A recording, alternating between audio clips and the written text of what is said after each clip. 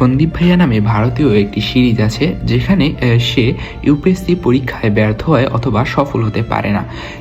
এই সিরিজের কোনো একটা জায়গায় সন্দীপ ভাইয়ার সে বাবা তাকে বলে, তোমার জন্য আমরা কি করি নাই, তোমার স্বপ্নের জন্য আমরা কি করিনি।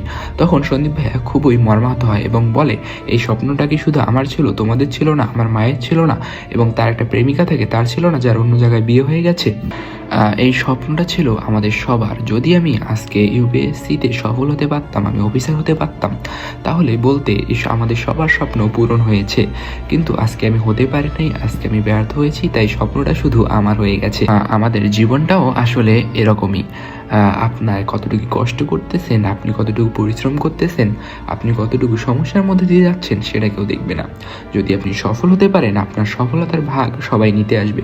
কিন্তু যদি আপনি ব্যর্থ হন, আপনার ব্যর্থতার ভাগ কেউ নেবে না, উল্টো আপনার উপর দোষ চাপিয়ে দিবে। এটাই রিয়েলিটি।